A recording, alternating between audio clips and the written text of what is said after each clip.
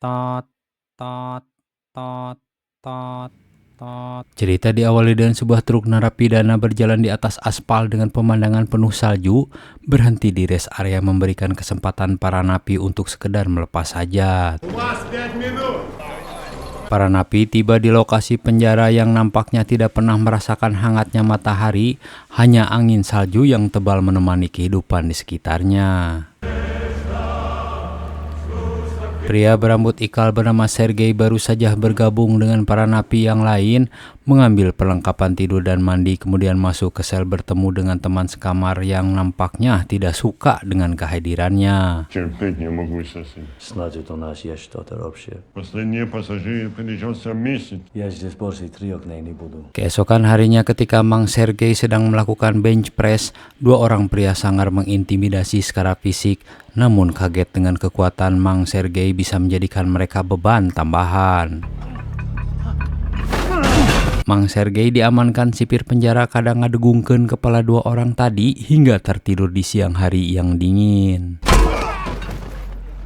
Mang Sergei dibawa ke ruang private menemui seorang tahanan bernama Semyon Chorney. Dia adalah pemimpin geng Kirov yang memang adalah target Mang Sergei selanjutnya. Это Семен Черный. Mang Sergei memperkenalkan diri bahwa dia adalah sang pemburu orang-orang seperti Chorney yang telah menghalalkan darah ribuan orang, perempuan, dan anak kecil di mana-mana. Я охотник. Mang Chorney meyakini sang pemburu adalah omon-omon, namun segera diyakinkan bahwa Kraven the Hunter adalah nyata dan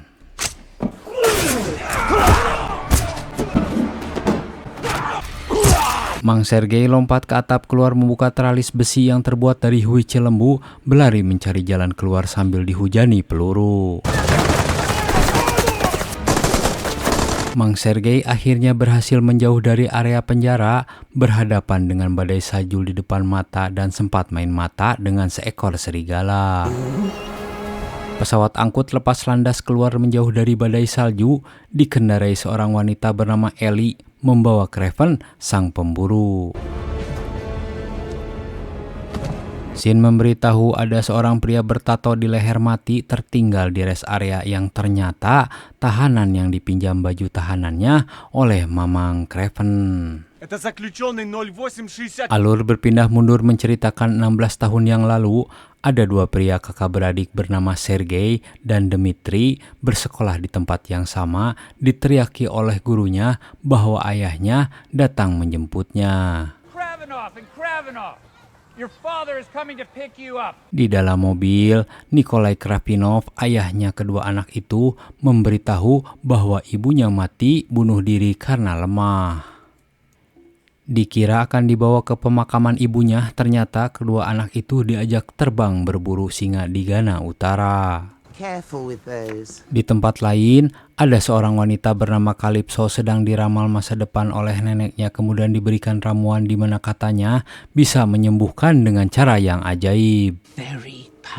Scene berpindah di mana Nikolai menembak rusa dan mengajari Sergei untuk menjadi pria pemberani. Bertolak belakang dengan adiknya Dmitri, Nikolai selalu menganggapnya lemah. Don't look so weak. Be a man. Di malam hari, Sergei dan Dmitri berbincang tentang ayahnya sebelum tidur, sedangkan ayahnya bergadang di luar bersama teman-temannya. Mereka berbincang dan Bahari, seorang tour guide, memberitahu ada legenda tentang singa yang tidak bisa dibunuh. Nikolai mengatakan bahwa sebentar lagi ia akan menjadi legenda karena membunuh sang legenda. Men who kill legend becomes legend. Keesokan harinya mereka melanjutkan perburuan dan Alexei Sitsevich, salah satu peserta, mendekati Nikolai untuk mengajaknya bermitra, namun dikasih paham bahwa saat ini dia sedang mengajari anaknya berburu, bukan berbisnis. And your imbecilic voice are stalking me, so be quiet. Sergei dan adiknya dikagetkan dengan kehadiran seekor singa yang baru saja mereka membicarakan singa yang menjadi legenda. Lalu mereka saling bertatapan dan Sergei diterkam dan dibawa pergi menjauh, padahal beberapa kali peluru menghantam tubuh singa itu namun tetap tak bergeming.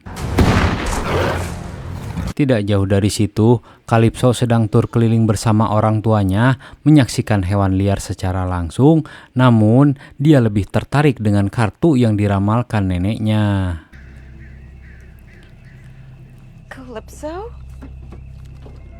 Kalipso tiba-tiba menghilang pergi meninggalkan orang tuanya ke tempat di mana singa yang menjadi legenda itu membawa Sergei, seolah singa itu sengaja mempertemukan mereka berdua. Kalipso mengeluarkan botol kecil pemberian neneknya, lalu diteteskan ke mulut Sergei, kemudian mencari pertolongan hingga akhirnya Sergei dievakuasi dan Kalipso menyelipkan kartu yang artinya kekuatan. Saat Sergei dinyatakan mati secara klinis setelah beberapa kali dilakukan CPR, tiba-tiba siuman dengan mata kuning keemasan. I'm going to call time of death 6:51.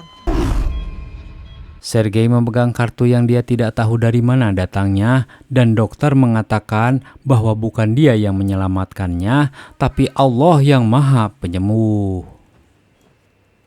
Dokter mengatakan bahwa akan dilakukan beberapa pemeriksaan lebih lanjut, namun Nikolai bersikeras untuk membawanya pulang ke rumah. He will be leaving with me. Setiba di rumah, Sergei menemukan surat dari mendiang ibunya. Ada harapan dari ibunya untuk tidak seperti ayahnya. Kemudian Sergei ke bawah bertemu adiknya dan menemui ayahnya. With me.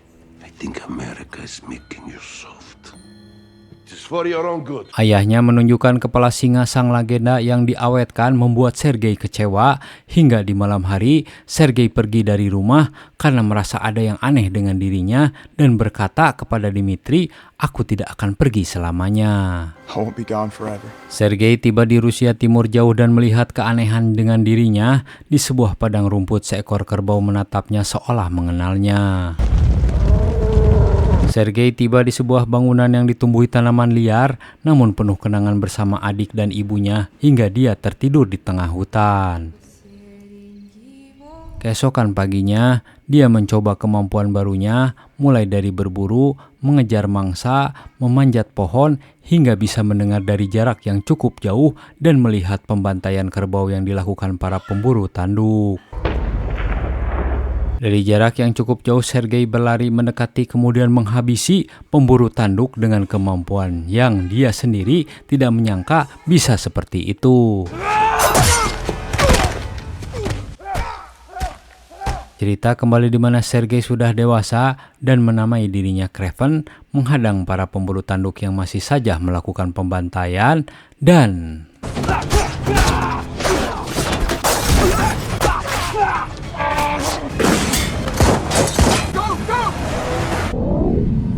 Sergei menemui Kalipso di sebuah pemakaman temannya untuk mengembalikan kartu, namun Kalipso tidak menyangka ternyata anak laki-laki itu tetap hidup setelah diterkam singa. No, you were. I was for 3 minutes. Sergei juga mengatakan bahwa pembunuh temannya sudah dia habisi di penjara. Kemudian Kalipso memvalidasi pembunuhan lainnya yang dilakukan oleh seorang yang media menamai dirinya The Hunter. Sergei kembali bertemu Kalipso untuk menawarkan kerjasama di mana Kalipso sebagai pengacara bisa memberikan list nama, namun Kalipso juga mengingatkan resiko yang bakalan didapat. People you care about are gonna get hurt.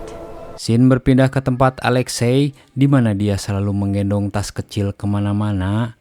Datang anak buahnya dan mengatakan bahwa Chorney telah mati dibunuh sang pemburu dan bisa jadi Alexei adalah target berikutnya. Charney's operations are up for grabs now. Keesokan harinya Alexei menyeleksi salah satu anak buahnya Chorney untuk menjadi mitranya karena dia akan mengambil alih semua aset transaksi milik Chorney dengan menunjukkan sedikit siapa dirinya.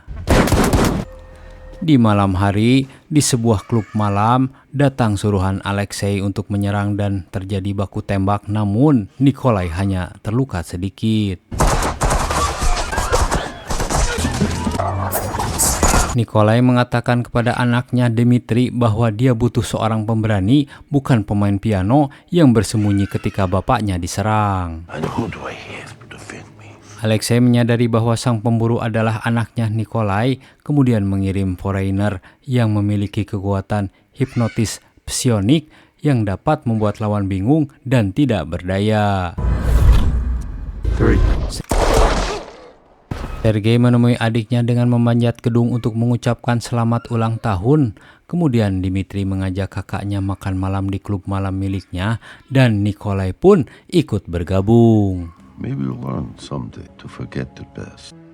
Sergei mengantar adiknya yang dalam keadaan mabuk pulang, namun setelahnya dia memilih tidur di taman area gedung karena selalu mendengar suara yang mengganggu pendengarannya jika di dalam.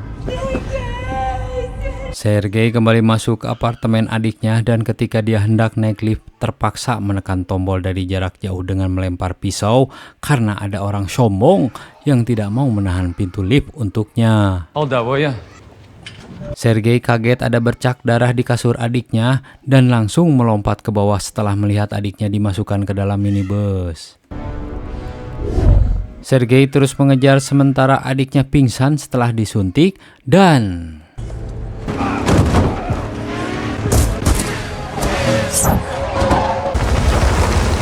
pengejaran terus berlanjut hingga Sergei bermain ski air, namun akhirnya para penculik berhasil kabur membawa adiknya dengan helikopter. Sergei mendatangi Calypso di kantornya dan meminta bantuan untuk mencari penculik adiknya dengan ciri-ciri ada bekas luka sabit di pipinya. Scar under his left eye sounded Turkish. Jesus. Sergei mendatangi ayahnya Nikolai untuk menebus adiknya, namun bapaknya tidak setuju karena hal itu hanya menunjukkan kelemahan kepada musuhnya. If I pay, I am weak. Calypso berhasil mendapatkan info nama dan lokasi dari informan yang sebetulnya dia di bawah kendali Foreigner, anak buah Alexei. Sergei terbang menuju lokasi sesuai dengan yang dikabarkan Calypso ke sebuah biara tua di Turki Utara, kemudian melumpuhkan beberapa penjaga di sana, menyelinap masuk dengan elegan, namun suara tembakan menyadarkan pasukan lain untuk mencarinya. Sergei berhasil menemukan Omer penculik adiknya, namun mereka berdua terjatuh dari ketinggian akibat dibasoka, tapi tidak mati karena naskah sutradaranya tidak seperti itu. How do you know my name? Who set me up? Scene berpindah di mana Dmitri disekap kemudian dibukakan ikatannya dan Alexei menunjukkan bahwa kakaknya adalah Kraven the Hunter yang adiknya mengira bahwa itu hanya sebuah dongeng untuk menakut-nakuti para penjahat. The Hunter is a story, a fable to put fear into criminals. Sergei memberitahu Calypso untuk segera pergi menemui seseorang karena target Alexei dan Rino selanjutnya adalah dirinya. Alexei menceritakan kepada Dmitri bahwa dirinya juga diremehkan oleh ayahnya, kemudian bertemu dengan seorang Profesor May Warrens, ahli biokimia, yang membuatnya menjadi kuat 10 kali lipat. Developing a procedure to increase strength tenfold. Dmitri membenarkan bahwa ayahnya telah meremehkan dirinya selama ini, namun dia tidak akan pernah mengkhianati keluarganya sendiri, sehingga membuat Alexei ingin membunuhnya, namun ada laporan bahwa Kraven ada di sini. But if you think I'm gonna betray my family, He's here. Alexei dan anak buahnya bersiap-siap di depan pintu lift untuk menembakinya, namun yang datang ternyata si Foreigner meminta stick yang dimakan Dmitri. Will your trick still work when I... Foreigner sangat tertarik dengan Kraven karena mentornya mati di tangannya dan mengatakan kepada Alexei bahwa dia telah berhasil menemukan kelemahannya, yaitu adiknya Dmitri. But you found one, and I know how to exploit it. Foreigner juga mengatakan bahwa kita bisa menemukan Kraven di Siberia dan menggunakan adiknya sebagai kelemahannya. That's where we'll find him. Scene berpindah di mana Calypso diajak Sergei ke rumah pohon miliknya untuk menjelaskan ramuan neneknya yang hingga saat ini Sergei masih penasaran bahan apa saja yang digunakan. Tell me about this. Alexei menghubungi Sergei melalui telepon adiknya sebelum perburuan dilakukan bersama Foreigner yang sudah menyiapkan M16, formula yang lebih efektif melumpuhkan Kraven dibanding senjata api. I find this formula that was developed by MI6 to be particularly effective. Pasukan Alexei diserang kucing besar, dimanfaatkan Dmitri untuk kabur, dan sebagian pasukan mulai berburu, namun mati satu persatu hingga datang helikopter menghujani Sergei dengan misil.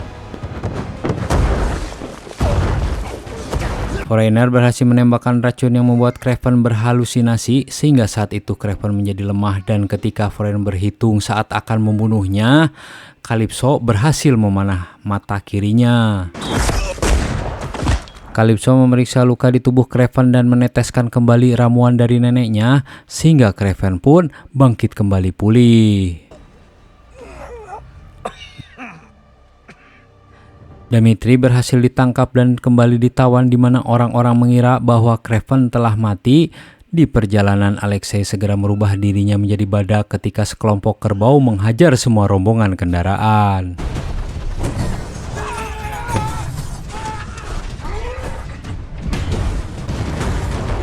Kraven datang untuk adiknya namun harus mengalahkan Alexei yang saat itu berubah menjadi muka badak sehingga tidak akan malu menghabisi siapapun yang mengganggu. Kraven akhirnya menemukan kelemahan manusia badak di bagian perut dengan mencolokkan besi sehingga Derino kehabisan darah dan mencegah adiknya untuk ikut membunuhnya karena itu bukan dirinya. But Dimitri, that's not you. Scene berpindah ke Rusia Utara di mana Nikolai sedang nangkuban di dalam tenda, tiba-tiba terbangun dan keheranan melihat anaknya Sergei bisa menemukannya. How did you find me? I'm a hunter. What we do? Nikolai menjelaskan bahwa Derino adalah musuhnya, namun dia tidak akan sanggup mengalahkannya kecuali anaknya, dan dia tahu jika Sergei tidak akan mau melakukannya demi ayahnya. Some trap. Nikolai akhirnya mati diserang beruang, ditinggalkan anaknya Sergei yang tidak suka dengan perbuatan jahat ayahnya selama ini.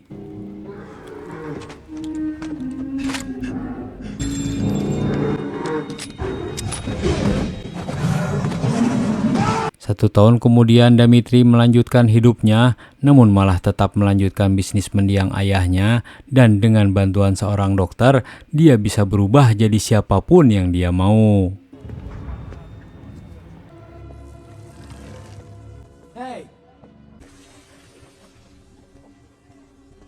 So then you can be strong, but I'm strong now. I can be whoever I want to be. Go home, Kraven. Sedangkan Sergei pulang ke rumah dan menemukan surat dari mendiang ayahnya dengan tulisan kata-kata hari ini, "Kamu adalah saya dan saya adalah kamu." Well,